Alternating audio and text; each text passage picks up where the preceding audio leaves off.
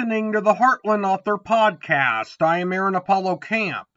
For today's episode, I had the opportunity to interview Edward Miskie.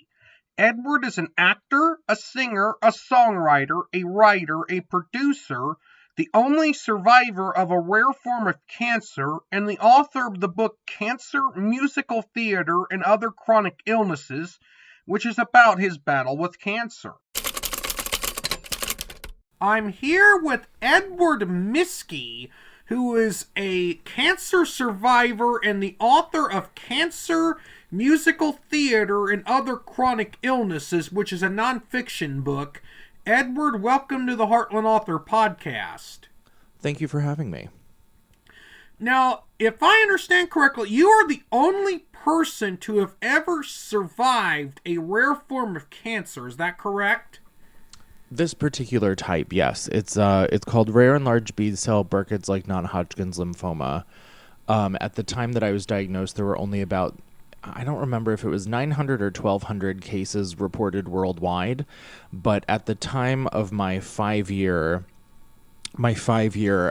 cancer-free year, I was the only person to live that long without a reoccurrence.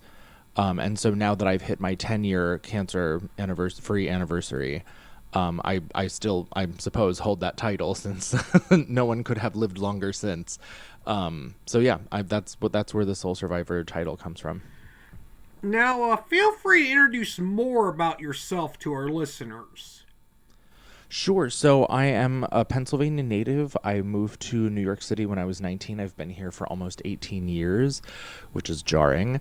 My background is in songwriting, musical theater. I've been an actor for my whole life. I was on stage for the first time when I was like 4. And, I've worked professionally all over the country and in some cases the world. And, I just kind of wrote this book out of nowhere. I never really considered myself to be a writer. I was more of just like a creative creator kind of person, I guess.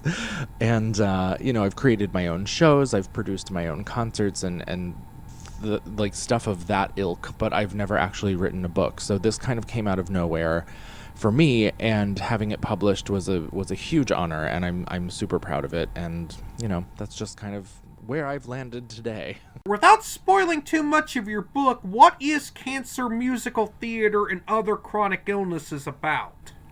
So Cancer, Musical Theater, and Other Chronic Illnesses is about, it's a fantasy nonfiction musical theater fever dream about what it's like to be a patient and then a survivor of a rare cancer. Obviously this is my story. It is nonfiction in the sense that I did not really embellish too much on the scenarios of what was happening, but each chapter is themed by a musical. So, for example, if you're in the Little Shop of Horrors chapter, then all the characters that you meet there are from Little Shop of Horrors, and they kind of travel along with me through the book. It goes through, chemo and radiation and like body dysmorphia and what it's like to kind of live the experience of being a cancer patient while still wanting to be seen and treated like a real human. I talk a lot about relationships with friends and partners and family and sex and dating and food and drinking and a lot of other vices that kind of like reared their ugly heads as coping mechanisms throughout this entire experience, but of course under the umbrella of musical theater, which is kind of why that's there. But that kind of delves into a little bit of the other chronic illnesses part too. There's a lot of mental health tied into this, like who am I as a person and why in the world do I feel this way and is this normal? And I didn't feel like that conversation was around me in any of the resources I was afforded at the hospital I was at.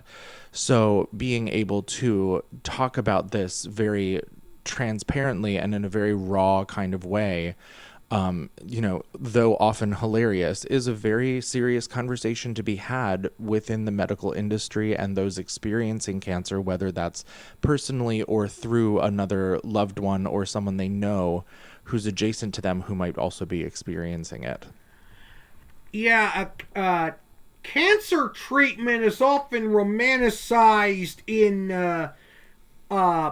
the media as nothing but hyper compassionate by medical professionals when it can be everything but. Yeah, I mean, Certainly, I mean, it certainly, I wouldn't romanticize it in any kind of way. I think I do give it a little bit of sparkle in the book, but, as far as being a patient itself, like, I had medical professionals that were wonderful. I had some that were not so great.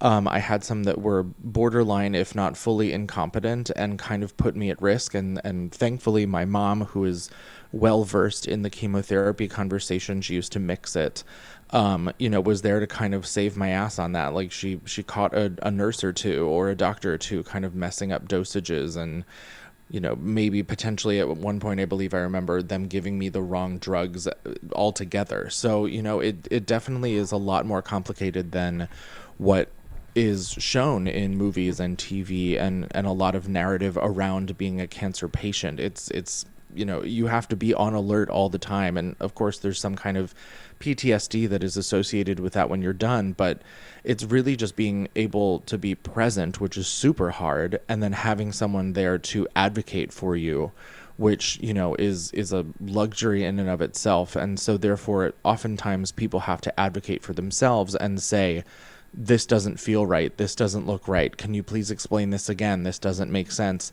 And I think a lot of times we're afraid to do that. I think a lot of times we're afraid to stick up for ourselves because we just trust that the doctors and nurses know what they're doing. But at the same time, they're human and there is error. Yeah, and my mom didn't have cancer, but she had a non-malignant tumor in her colon get hyperinflamed, hyperinfected, and it caused her to be unable to. Her colon actually got so it's pressed against her urethra and caused her to not be able to pass a kidney stone, and she was in and out of hospitals and at one point a nursing home for about a month and a half. And there was some people at some of the medical facilities that treated her very well, and there's some others who I'm not sure who they paid off to get a doctor's or nurse's license. Yeah, I mean, like I said, everyone there is human, and of course, there's going to be a discrepancy in quality of care between doctor to doctor. They're not all the same, unfortunately. There really is no standard. I mean, there is a standard of practice, but whether it's adhered to, I really don't think there's a whole lot of oversight to that. So it is up to the patient again to advocate for themselves and say, "Hey, this isn't right. Who can I talk to?" Report it to the hospital. Unfortunately, we live in a country where the medical industry is a for-profit industry, and so the bottom line is money. And if a doctor or someone on staff aggravates a patient and they decide to leave that hospital, that's profit loss for that hospital. Which is, kind of what I ended up doing. The first hospital I was at was atrocious, and we just got to a point where I was like, they deterred me from getting a second opinion because money. And then I finally did get one and switched hospitals, and they were furious. And of course they were, because cancer is a profitable industry for them. And, they did a whole lot of chemotherapy on me that they did not need to do. It was proving to not work, and they continued to do it anyway. And that was several hundreds of thousands of dollars of treatment. Thankfully, I had insurance, but had I not, the amount of money I'd be in debt for that unnecessary treatment alone would be insurmountable. So unfortunately, patient advocacy is something that I am very vocal about because it's so necessary for that reason, like the scenario you were talking about with your mom. Now, why did you decide to write a more humorous nonfiction book instead of a book with a more serious or stoic tone? Well, I mean, the book in and of itself is very dark humor, right? So whereas though there is a lot of humor in it and there are parts that are funny, it's around something that is not funny. And I do believe, as trite as it may sound, that laughter is the best medicine. And I just am cringing even saying that, but it's so true. And being able to speak about something that is so serious under a funnier umbrella makes it more accessible and understandable for the general public and really anybody.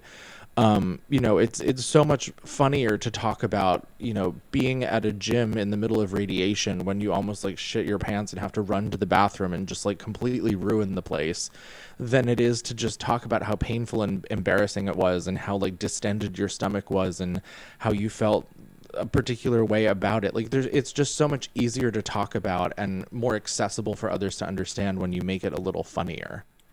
Now, is your book Cancer, Musical Theater, and Other Chronic Illnesses self-published or traditionally published?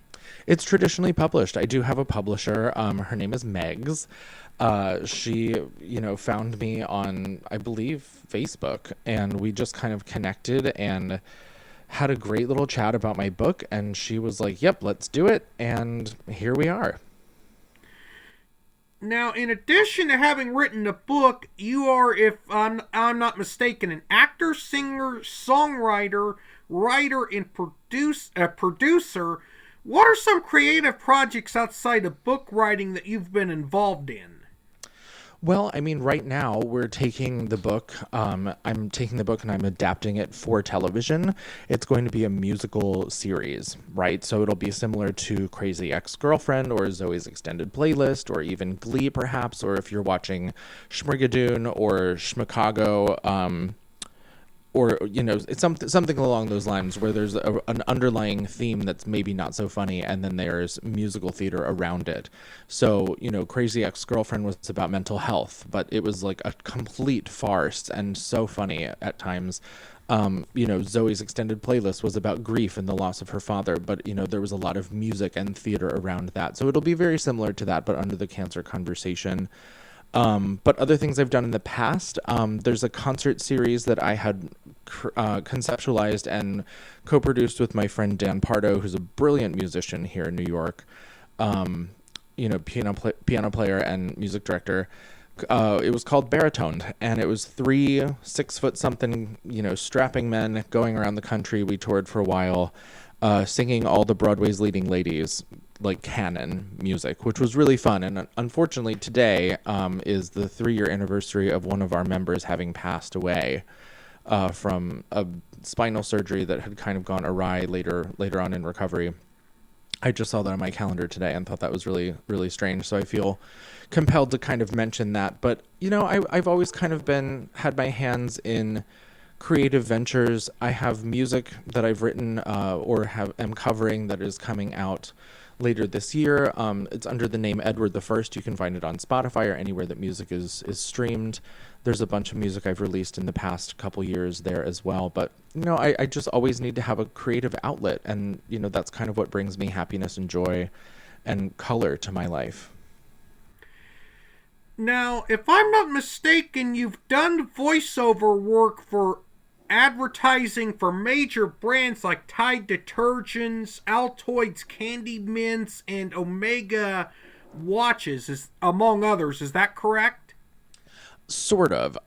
So those were actually things that I had created with a voiceover coach for my voiceover reel. However, I have done voiceovers for video games and for Aviva Bank. I don't remember. Oh my God, I'm such a bad actor.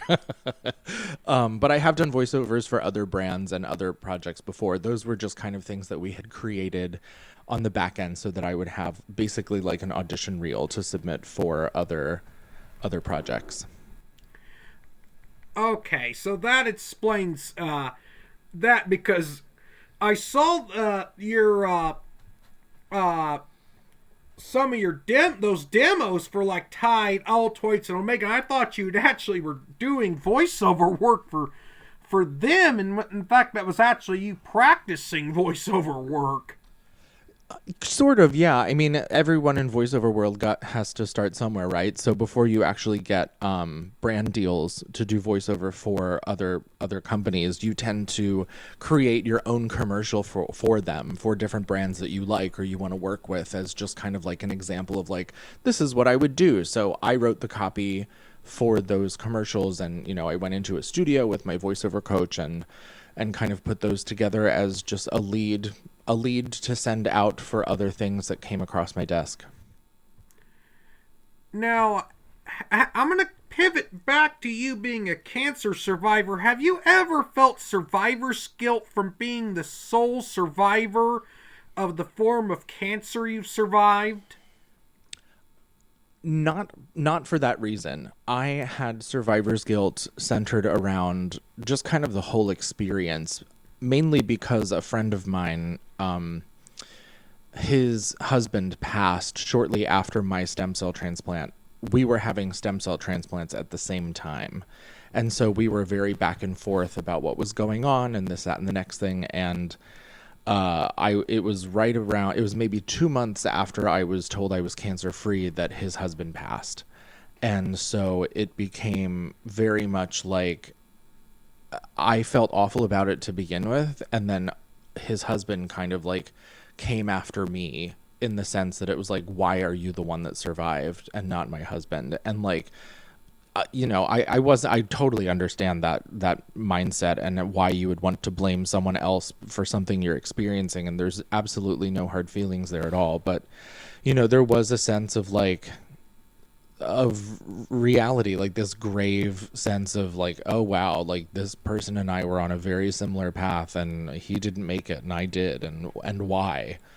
And, I think that's part of the reason why I wanted to write a book, because I wanted to have some kind of impact so that like this second chance that I've gotten at life means something. Now, how different is your life after surviving cancer than your life before you were diagnosed with cancer was? Well, my life before, I was young and stupid and beautiful and just running around the country doing shows and, didn't have a care in the world.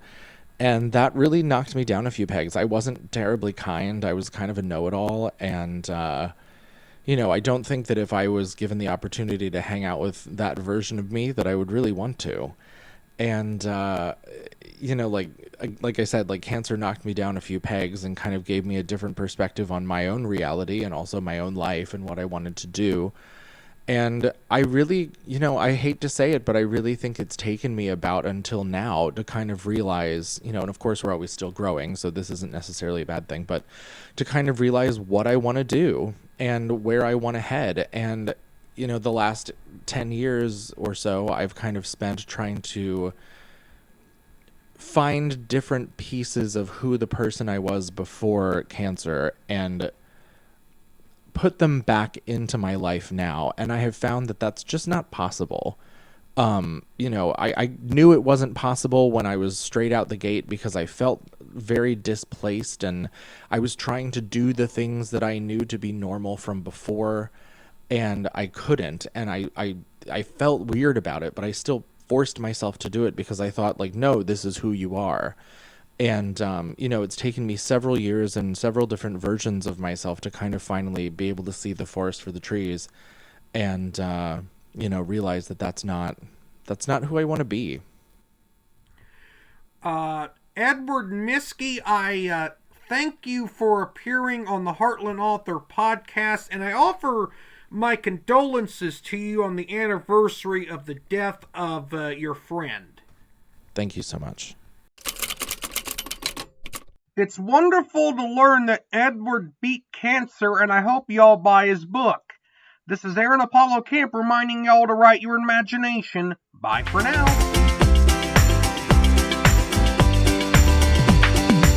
You can learn more about me and my book writing projects at campaaronapollo.wixsite.com/authoraac. You can follow me on Twitter and Facebook at AuthorAAC and on Instagram at AACScribe. Copyright 2023, Aaron Apollo Camp, all rights reserved. This podcast episode is intended for the private listening of our audience. Any reuse or retransmission of this podcast episode without the express written consent of the podcast host is prohibited, except under fair use guidelines. Royalty-free music and sound effects obtained from https://www.zapsplat.com.